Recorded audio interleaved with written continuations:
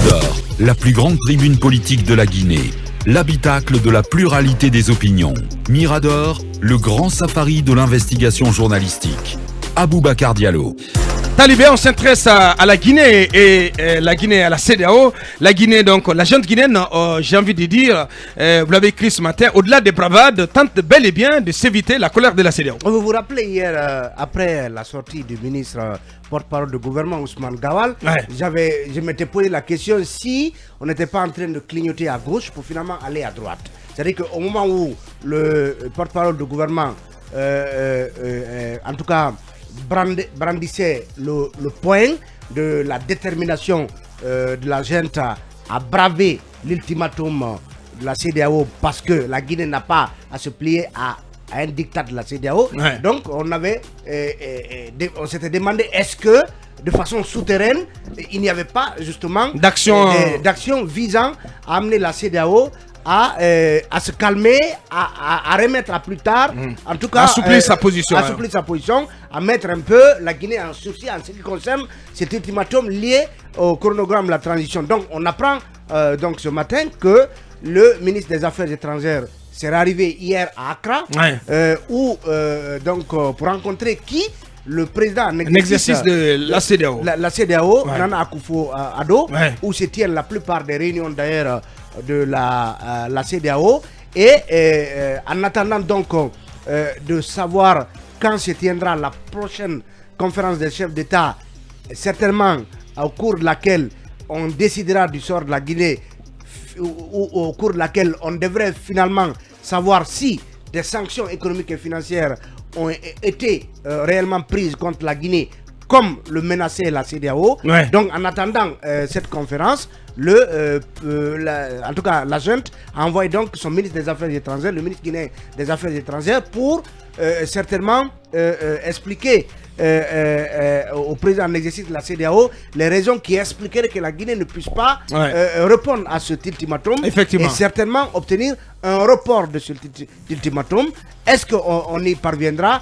Est-ce que justement le ministre des Affaires étrangères pourra apporter toute la preuve de la bonne volonté des efforts de la junte afin de respecter au même moment, on apprend que deux membres influents du CNRD, si on peut le considérer comme tel, le colonel Amara et le général à la retraite Idi Amin, menaient ou continuent de mener de leur part des actions en tout cas diplomatiques ou diplomatico-militaires.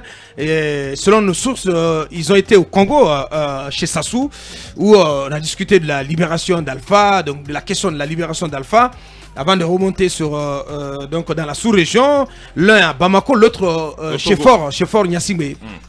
Évidemment, le colonel Idi Amin, on peut estimer que... Donc il y a des actions en cours de part et d'autre pour... souterraines, mais ce que je puisse vous confirmer, que c'est vrai, le prix Nelson Mandela, Dr Maurice Sanda Kouyaté, a bel et bien été reçu par le président ghanéen.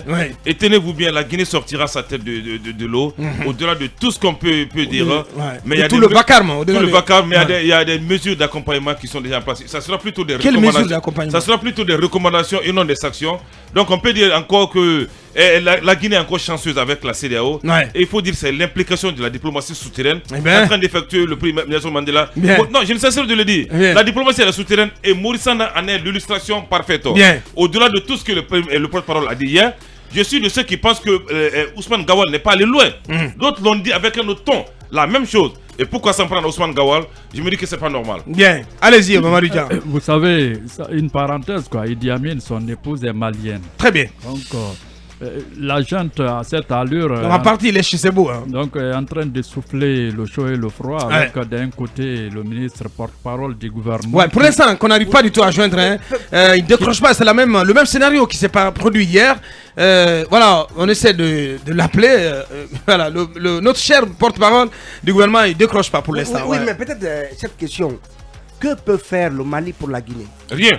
Non, que peut faire la Guinée pour le Mali? Oui, justement. C'est cette question qui est possible. On est en train de parler de l'ultimatum. Qu'est-ce qu'il a? Non, mais peut-être qu'il n'est pas forcément à Bamako pour obtenir un quelconque appui. Peut-être pour prendre des conseils sur la résilience malienne. Je dis que la junte est en train de souffler le chaud et le froid avec d'un côté le porte-parole du gouvernement qui dit qu'ils ne céderont pas, comment dirais-je, aux Cassandres, et de l'autre, M.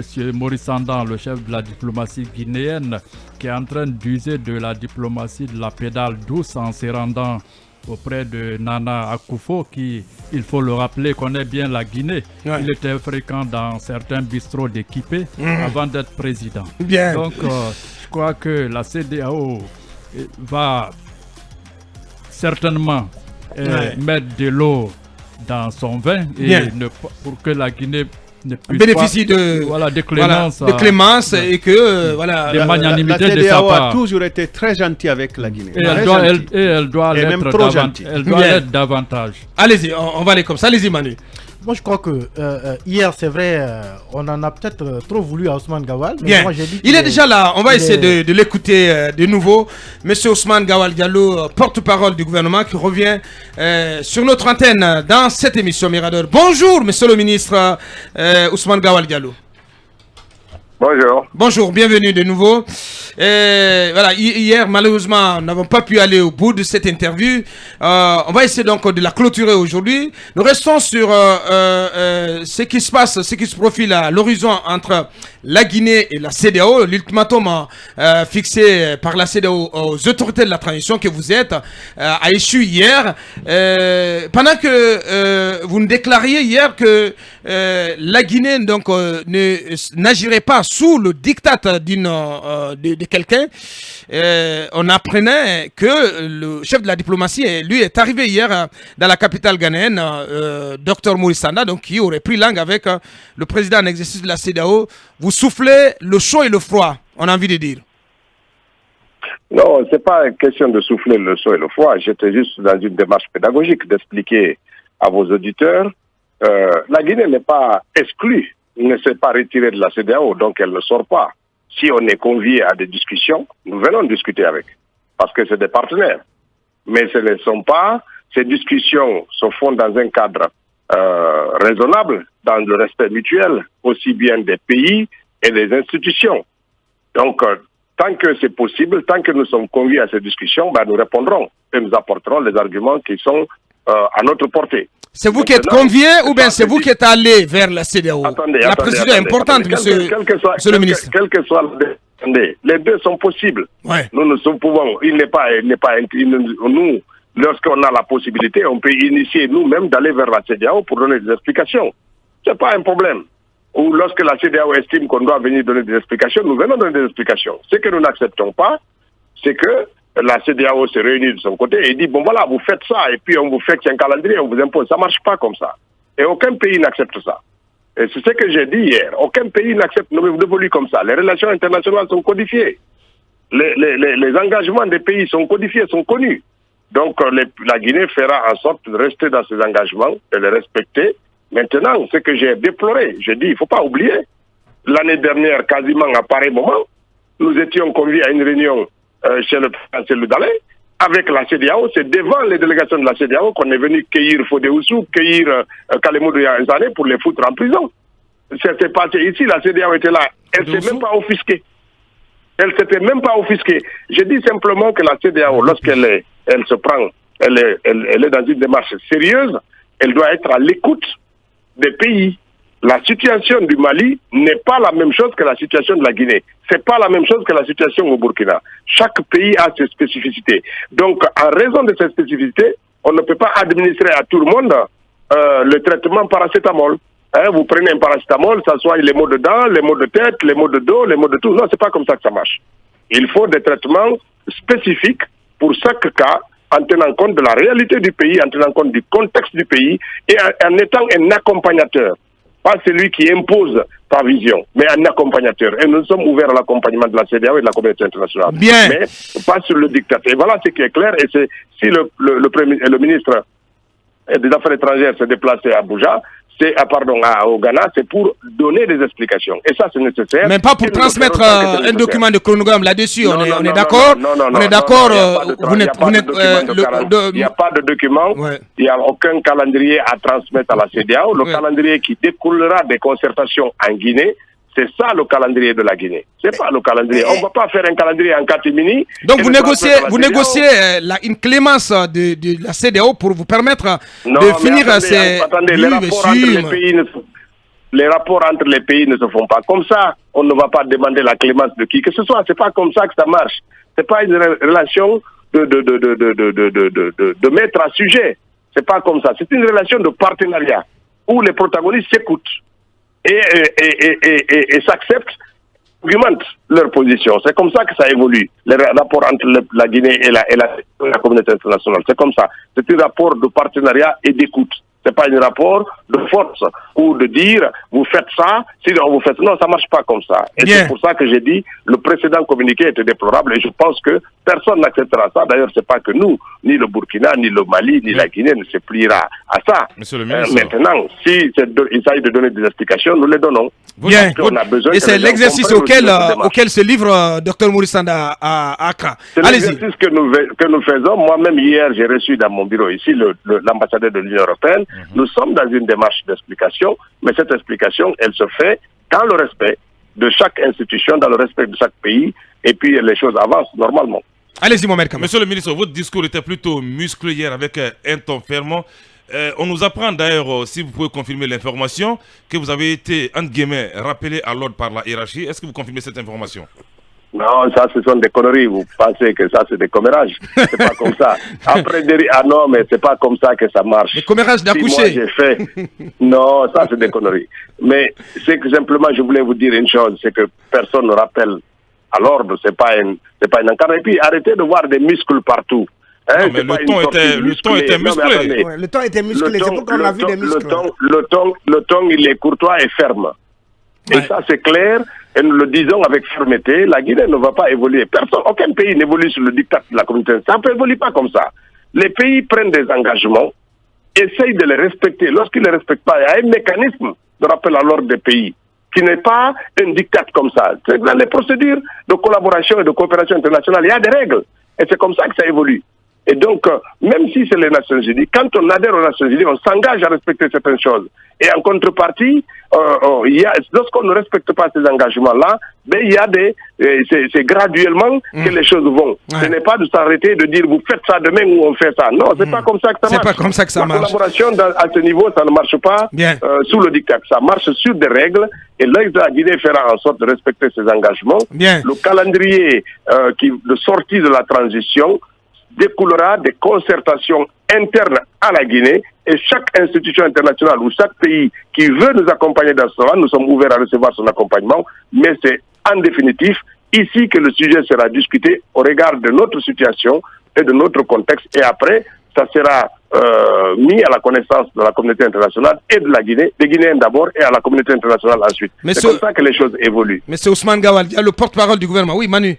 Monsieur le ministre, vous semblez considérer le récent communiqué de la CEDEAO comme une sorte de dictat, parce que pour vous prendre au mot. Pardon? Je dis, vous considérez le dernier communiqué de la CEDEAO à propos de la Guinée comme une sorte de dictat. Vous faites ceci ou on fait cela, parce que évidemment c'est cela dont il s'agissait, un chronogramme ou des sanctions économiques. Et vous avez parlé vous-même justement d'un mécanisme pour un rappel à l'ordre des pays selon les relations internationales. Il se trouve que les sanctions, justement, font partie de ce mécanisme.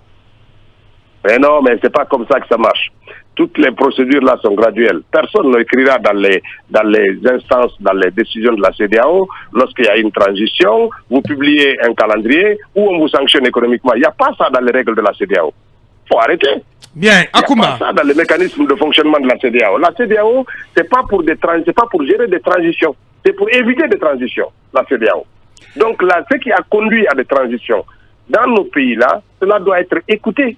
La Guinée a vécu une transition qui a été rythmée quasiment par la communauté internationale qui poussait à chaque étape, faites ça. Est-ce que 10 ans après, ça a empêché d'être dans une nouvelle transition?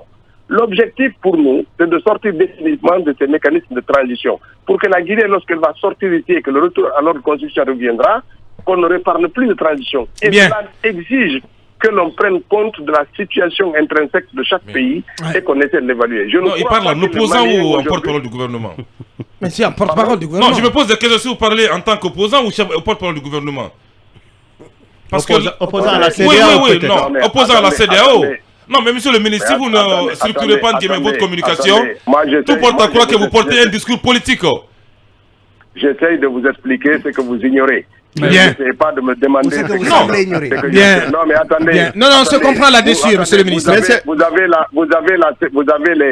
le statut de la CEDEAO, vous avez la charte de la bonne gouvernance qui sont à votre disposition par ces documents publics. Essayez de le lire et voir si à l'intérieur vous allez trouver une seule ligne qui dit que lorsqu'un pays est en transition, à tel délai il doit produire un calendrier, sinon il va subir ça et ça. D'accord. Monsieur le ministre, il n'y a pas ce délai. Le fonctionnement de ces organisations. Monsieur le ministre, il n'y a pas ce délai parce que la CEDEAO ne promet pas les coups d'État. Mais puisque vous avez parlé de pédagogie, j'aimerais vous prendre au mot. Ça ne va pas entre la Guinée et la CEDEAO. Forcément, il y a souffrance. Et quand il y a souffrance, c'est peut-être pour une partie ou pour les deux parties, puisqu'on menace de sanctionner. Et quand il y a souffrance, c'est qu'il y a un problème, monsieur le ministre.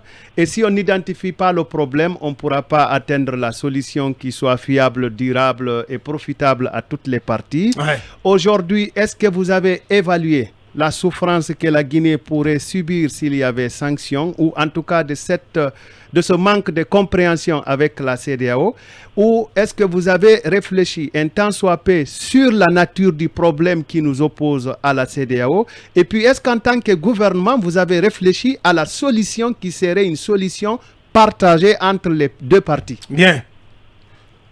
Non, il y a nécessairement dans les rapports entre les pays, lorsqu'il y a des difficultés, il y a de la souffrance. Quand la Guinée, même si c'est un problème entre deux pays, un problème bilatéral, le simple fait à l'époque d'avoir fermé la frontière entre la Guinée et la Guinée-Bissau, ça a créé des problèmes. Pour nous, surtout les frontaliers qui arrivent. Donc il y a des souffrances qui naissent de ça. Mais c'est de part et d'autre que ces souffrances-là arrivent. Et nous comprenons effectivement que la situation de la Guinée nécessite, bien entendu, c'est une transition, qu'on sorte de cette transition de la meilleure des manières pour aller à l'ordre constitutionnel. Nous comprenons cette exigence-là aussi. C'est que nous ne comprenions pas, c'est que nous ne comprenons pas. C'est que comment se fait-il que la CEDEAO, qui était là depuis 10 ans, qui a quasiment vécu toute cette crise, qui a entraîné cette transition, le lendemain, ils disent que dans 6 mois, sortir de la transition. Ça veut dire que tout ce qui s'est passé ici en 10 ans, qui a conduit à cette transition, ils n'en prennent pas compte, ils ne le regardent pas. Et c'est pas comme ça que ça marche. Et c'est ça la déception en réalité. La situation malienne. Le Mali est quasiment un pays qui est en voie de se désintégrer. Est-ce que leur préoccupation, c'est l'élection ou bien même la maîtrise de leur territoire et le retour de l'État sur l'ensemble du pays? Est-ce que c'est la même situation que la Guinée? Et dans les deux cas, on dit oui, fixez-nous un calendrier, faites ceci, faites des élections. Est-ce que cette manière d'administrer ce traitement tient compte de la spécificité des pays? Je ne le crois pas du tout. Et donc, nous invitons la CEDEAO et la communauté internationale à plus regarder les cas, au cas par cas, les situations des pays et de nous accompagner en étant des facilitateurs ou bien, en tous les cas, des gens avec lesquels on peut avoir un échange plus courtois, plus respectueux, pour essayer et qui tiennent compte de la situation pour avancer vers la sortie de crise. C'est ça que nous attendons de la communauté internationale. Pas qu'ils viennent nous dire non. Mais vous avez refusé un facilitateur de la communauté internationale. Comment vous pouvez attendre un encadrement de la communauté internationale? Et pourquoi attendre la fin du délai pour envoyer un émissaire au Ghana? Crise en Guinée, nous ne voulons pas un médiateur de ça. C'est pas ça que nous voulons. Il faut que les Guinéens se parlent. Aujourd'hui, il y a un cadre de concertation qui est là, avec les difficultés de confiance qui l'entourent. Nous voulons que les gens nous aident, ceux qui veulent aider, aident à ce que le retour de la confiance revienne entre les acteurs en Guinée pour qu'on puisse se mettre autour de la table et discuter. Parce qu'au-delà de tout, c'est comme ça que l'on peut avancer. Si à chaque fois, même s'il y a un arbitre qui vient, si l'arbitre vient entre des protagonistes qui ne se font pas du tout confiance, mais je vous assure que les résultats qui vont sortir là vont avoir du mal à être mis en œuvre. Il faut donc que les Guinéens acceptent de se faire confiance. Et ça, ce n'est pas facile. Vous allez demander un report de combien de temps? De 2 semaines ou d'1 mois pour pouvoir livrer un chronogramme? Non, nous ne demandons pas de report. Nous ne demandons pas de report et nous ne sommes pas là-bas pour ça. Pour demander des reports, la CEDEAO et les conférences des chefs d'État sont rythmées dans un calendrier normé et connu. Et je ne vois pas du tout pourquoi ils vont déroger à ça pour faire plaisir à tel ou tel pays. Non, c'est pas comme ça que ça marche. La CEDEAO va évoluer à son rythme. La Guinée viendra donner les explications.